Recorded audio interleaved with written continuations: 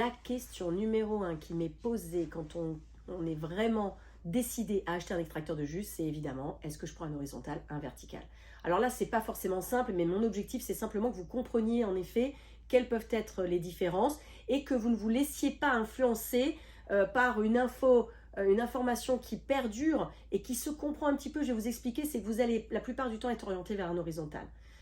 Pour la bonne et simple raison que l'horizontal existe depuis les années 50 aux États-Unis quand même. Hein.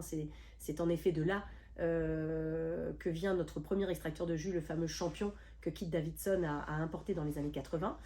Donc c'est en effet une technique d'extraction parfaitement maîtrisée puisque le vertical n'a qu'une petite vingtaine d'années d'existence. Sauf qu'aujourd'hui, ça y est, le vertical a rattrapé, c'est-à-dire que le reproche qu'on pouvait lui faire, c'est d'être moins performant et de nous délivrer un jus très épais. Aujourd'hui, le vertical n'a plus à rougir de ses performances. Donc une fois que vous enlevez cet a priori, il faut se poser en effet les bonnes questions. Un vertical, par nature, ça prend beaucoup moins de place. Il faut aussi penser aux pratico-pratiques du quotidien. Votre extracteur de jus doit rester posé si vous voulez l'utiliser le plus possible. Hein. Donc sur un plan de travail, selon comment est organisée votre cuisine, peut-être faudra-t-il faire le choix dans cette logique vraiment de praticité, de prendre un vertical parce que ça prend plus de place. Moins de place, pardon. L'horizontal va prendre pas forcément beaucoup plus de place. Hein, si vous le collez sur votre crédence quelque part, en effet, on a compris, il est plus allongé. Donc en termes d'espace, il en prend un peu plus. Bon, ça, je vous laisse seul juge.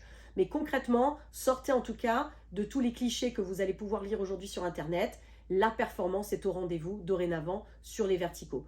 D'une façon générale, je suis obligée de reconnaître que parce qu'on utilise un poussoir sur un horizontal lorsqu'on n'en utilise quasiment pas sur un vertical, une chose qui n'est jamais dite et qui est une vraie réalité, nous avons plus facilement des casses de pièces détachées sur les horizontaux que sur les verticaux. Pourquoi? Non pas que les plastiques sont de moins bonne qualité, bien au contraire, de toute façon, de vous à moi, toutes ces machines sont fabriquées au même endroit en Corée, donc avec la même utilisation, enfin les mêmes matériaux utilisés, donc un même niveau de plastique. Mais ce qui fait la différence, c'est qu'avec un horizontal, vous allez devoir appuyer pas mal pour insérer vos fruits et légumes. Pour peu que vous soyez parti dans l'idée de faire vite votre jus parce que vous êtes pressé d'appuyer donc de plus en plus fort pour que ça aille plus vite, ben vous voyez, c'est l'écueil classique qui fait qu'en général, on peut casser des pièces détachées parce qu'on insère dans le mécanisme un peu trop de pression.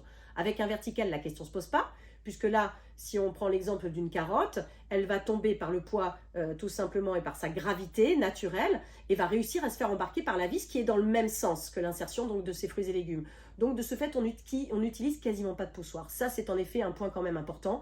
Mais mon objectif, c'était vraiment en tout cas de vous dire que non, avec un vertical, non seulement on peut avoir la même performance, mais je vous dirais qu'on a souvent même un jus beaucoup plus fin que sur des horizontaux. Donc d'une façon générale, si on choisit quand même la qualité, la performance et notamment la finesse de jus, je vous dirais que souvent on va trouver quand même des choses plus intéressantes sur les verticaux. En rapport qualité-prix en revanche, il faut aussi en parler. Là par contre, l'horizontal est quand même meilleur car vous avez de très bons appareils qui vont vraiment vous faire un très bon job aux alentours des 400 €, lorsque sur les verticaux, eh bien, il faut souvent monter un petit peu plus haut, 500, 600, voire un petit peu plus. Donc ça, c'est à prendre en considération aussi le budget. Donc je vous laisse seul juge, mais en tout cas, vertical, horizontal, aujourd'hui, rien n'oppose leur performance. On peut dire qu'on trouve vraiment de très bonnes choses dans les deux camps. Et s'il vous reste encore des questions, vous savez qu'on est là. Appelez-nous. À bientôt. Bye bye.